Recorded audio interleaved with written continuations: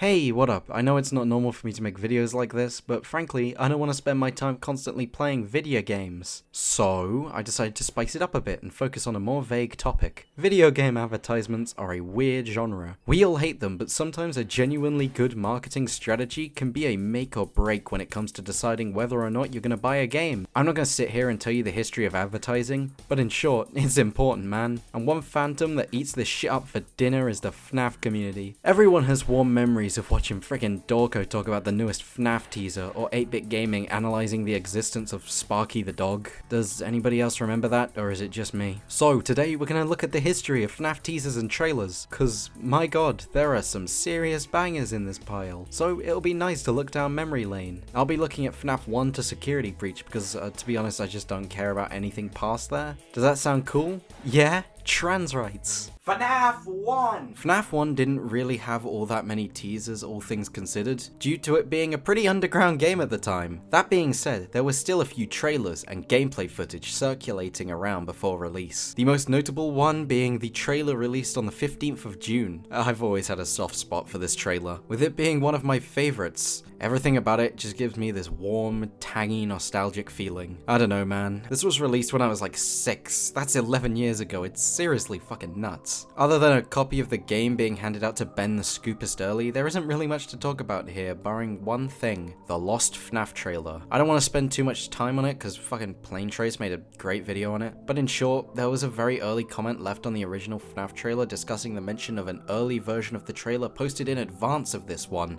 The comment left by a user, Wallmeat, really left a lot of people confused at what that even meant, with Scott's reply really not helping matters. But after some time passed, it's assumed that Wallmeat just mixed up the same video. FNAF 2! This is where a lot of the teasers originate from, with Scott Cawthon releasing the iconic Reopening 2015 teaser, making everyone and their nans go wild. Boy, I sure am glad FNAF 2 will release in 2015, that'd be so cool. There's no way it's anywhere near done and that Scott is just gonna release it in late 2014, right? I mean, you're watching the damn video. How about you watch it and find out, you sneaky bastard. Something borrowed, something new. This is where the teasers truly started picking up steam, with everyone thinking, that new Bonnie, he looks a bit like a toy, like a toy Bonnie. The next teaser featured Mangle and would begin the trend of pulling apart these damn teasers, with video after video discussing the new Foxy. There was the No Place to Run, which Flumpty would parody half a year later. Very nice. And last but certainly not least, the Marionette teaser. This would be the final one released before the game launched, and it would be the first ever darkened teaser. And for those that are not in the know about it, how about you fucking Google it, you absolute pleb? But in all seriousness, these were teasers that were darkened and were intended to be brightened. This gave the community a little bit of a mystery because it was kind of hard to see the darn image at times, even when brightened. And that was all the teasers released for FNAF 2. They're pretty cool pieces of history. It's not particularly hard to see why these caught on, especially with the introduction of the darkened images. It just adds a certain level of interactivity not seen with any other forms of advertisements unless we're including ARGs. It's all really nice stuff. FNAF 3! So, from now on, I'm only going to be focusing on a lot of the important ones, as this is where the teasers really began to ramp up. And this video is probably long enough. I don't need it like 500 times longer. I don't know, man, there's just so many. I'd like to get this video out before the end of April. So yeah, important ones from now on. Here we go, baby! The first one that holds any particular relevance is I Am Still Here teaser, posted on scottgames.com in Christmas of 2014, featuring... Huh? Oh my god, Golden Foxy! Yeah, no, we know that's Springtrap now. It was just funny seeing the bogus-ass rumors sprouting up around the time. After all, this was around the time I was getting into the franchise. I started playing after seeing the Living Tombstone's FNAF 2 song. Good times. The What Can We Use teaser was interesting because it spawned the theory debate that Springtrap is gonna assemble an animatronic out of parts in your office. And... yeah, we know that isn't the case, but it was a pretty goddamn cool theory and spawned a central mechanic in the FNAF fan game Pop Goes, which is very nice. My personal favourite teaser from this era was the Guess Who teaser, not because it's the best one quality-wise, but because everyone's unanimous anger that Balloon Boy managed to make it into the sequel always gave me a chuckle, even as a dead-inside 7-year-old. It's all in your mind. Man, was this always badass. The charred look that the Phantoms had were always so cool to me. Yeah, I know everyone calls Chica a fucking watermelon. Yeah, laugh it up, you little plebs. Let's see how good you look after a fire, dickheads. And that's all I wanted to cover from the FNAF 3 era. Huh? What? Why is there a hat that... Oh. Yeah, it's gone. Okay. Moving on to the next one. FNAF 4! FNAF 4, so this game had some of my favourite teasers. The lighting on Did I Do It teasers are genuinely really pretty to look at. It's like the colours are literally eating my eyes. Yeah, I'm blind now. Also, Foxy's tongue? That shit was disturbing. Why did you remove it, Scott? The purple hat? This one sent people into a spiral. Would we finally get a FNAF game at Fredbear's finally? Yeah, well, kind of, not really. I don't know, man. And the Fredbear teaser, oh boy! This one might be one of my favorite from this game. I just love everything about it. The way Fredbear looks is so intimidating. We don't even see his head, he's that tall. Does anyone else remember when people thought that they could see a child in Fredbear's stomach? Just me? Okay. I remember the trailer for this game releasing. This is when I was kind of getting into the fandom a lot. It was really goddamn cool. And finally, the game would launch on October 30th. Holy shit, July? At least we got the Halloween DLC, which is pretty cool. These are the teasers. I don't really care about these. They're like cool, but yeah. That's FNAF 4, okay, man? FNAF World! Does this count? Yeah, this teaser would progressively get cutified over time. It was real neat. Sister location! Hey up, this game had some pretty cool teasers. The first one was the project teaser. The idea behind this one was that Scott would slowly introduce the letters, slowly revealing the name of this brand new FNAF game. And then the game title got leaked and Scott revealed it early. Our first look at Circus Baby, hell yeah. Say what you will about this game, but these models are objectively well made. I just really like the ramping up of the color blue since, you know, it's my favorite color. I know, you're shocked, aren't you?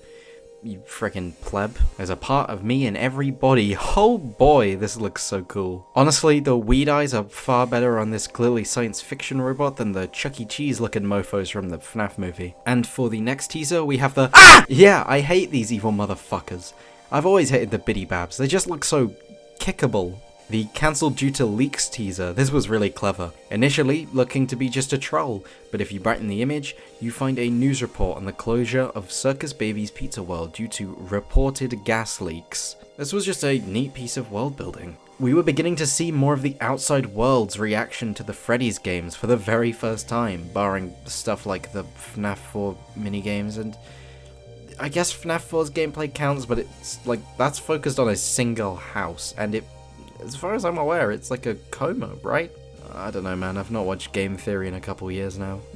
The Get Back to Your Stage teaser kind of reminds me of that Flumpties parody that I mentioned from the FNAF 2 era. I really wouldn't be too surprised if Scott directly based it off that one. At the very least, he knows the franchise exists, considering he originally contracted Jonachrome to be part of the FNAF Goddamn, okay. At the very least, he knows the franchise exists, considering he originally contracted Jonachrome to be part of the Fazbear Fanverse initiative. Look, there they are! Either way, I like the teaser. I need to be a bit more brief with these explanations, huh? Also shout out to the custom night update. Let's also not forget the trailer for this game. Oh my god, is this cool or what? Possibly my favorite trailer for any FNAF game. It's just really good. I love these little animated bits that Scott made for the trailers. Though the jump scare at the end for this one is slightly, maybe a tad little bit pathetic. And that's Sister Location. These are probably my favorite teasers along with the trailer. Oh, woo!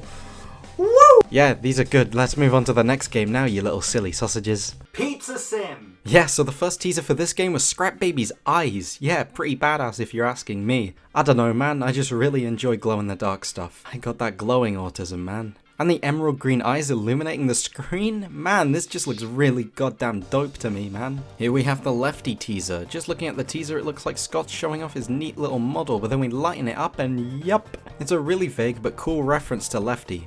Spoilers for FNAF 6 coming up. But Lefty is the puppet who has been contained in an armor so she can be brought to the FNAF 6 location. So this reference is just kinda neat in hindsight. Sorry, I don't know why it took me so long to get through the script on that line. Next we have, pansexual Freddy. Yeah, these free teasers are pretty cool, but man, my kneecaps are quaking. I'm so excited for the game. Damn, yeah, the game got cancelled.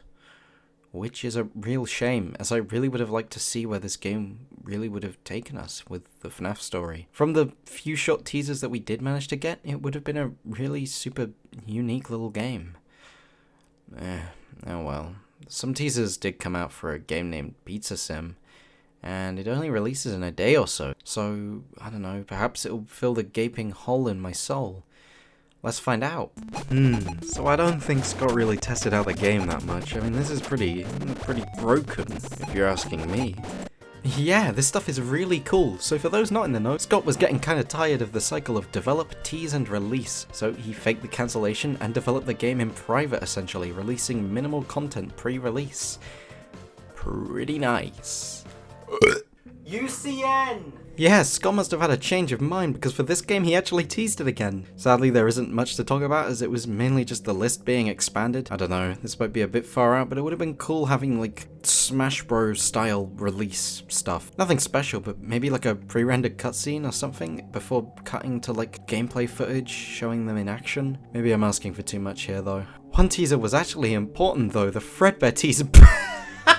I'm sorry, Fredbear looks kinda crappy. The main man hyped up for 4 years and it's just a recolor. That is disappointing. In fairness, I always thought Golden Freddy was supposed to be a decommissioned Fredbear, so it makes sense that Fredbear actually looks like a less crappy version of the recolor we saw in the first game. The books! Okay, so I'm not gonna touch on these too much, I'm just gonna kinda rush through them. We got shown a title for the book and it was Genuine Ass. Luckily we did end up getting a really cool name, being the Silver Eyes. Yeah, this name is a lot better. I don't know, I really like the render on the front of the book, man. I have no idea why they changed this render. This version just looks so much worse, I don't know. Other than that, there weren't really any other teasers for the Silver Eyes.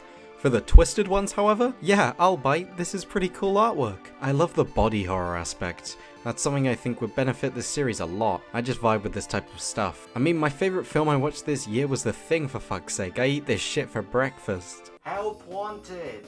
Help wanted, what a wild time to be in the fanbase. If you were around in this period, then you'd know some bizarre ass shit went down. And if you don't know that, well then you're about to find out, bucko. Main teaser was pretty cool, with all the animatronics all merging together along with some text from some anonymous employees, with a new Fazbear Entertainment quote. Oh yeah, also half the renders in this image were stolen. Yeah, it turns out one of the employees accidentally mixed up some fan renders and got it into this official FNAF teaser. That is fucking wild. But we did get a look at a few screenshots and teasers from all of the game. Along with this photo of a real-life animatronic, it was all real cool. Special delivery. What about these? Wow, you 6 years ago might have said. These look like expensive fan models. Yeah, these don't look the greatest. I never really click with the AR models. They just look like high-budget versions of the Funko action figures. Well, at least they didn't include the top teeth. That always confused me. Security breach. Security breach. This game is the talk of the town since, whilst yes it's not the most recent FNAF game anymore, it's the biggest by a fair bit. Whilst I thought this game kinda sucked, there are still some teasers that I think about mildly, so let's think about them again for 2 minutes and never again. Let's get over with this. The mall teaser, this one's pretty neat. I think the artwork is alright, and the source code was having a little conversation again. This stuff had been happening a fair bit since the FNAF World era, but to be honest, it wasn't really all that important. The next few were close-ups on different characters. It's funny, because this render of Freddy looks kinda different from the one we got in the game. Maybe it's just me, but he looks closer to Toy Freddy than Glamrock Freddy. Title reveal, yeah, this is pretty cool. I love the neon retro sign and the Buff Freddy. The next teaser was the Protect one, and yeah, it was pretty cool, I guess. I don't have much to say, moving on. And the final teaser of note was the Obey teaser. Ooh, spooky. It's a rabbit lady with a knife. Honestly, I don't know if it's me being dumb, but did she even use a knife in the game? I think that could have added some intimidation that she sorely lacks in game. The final thing of note is the trailer for the game. Yeah, it was okay. I mainly remember it for that clip of Dawko overreacting, because it's very funny to watch middle-aged men screaming at a kid's game.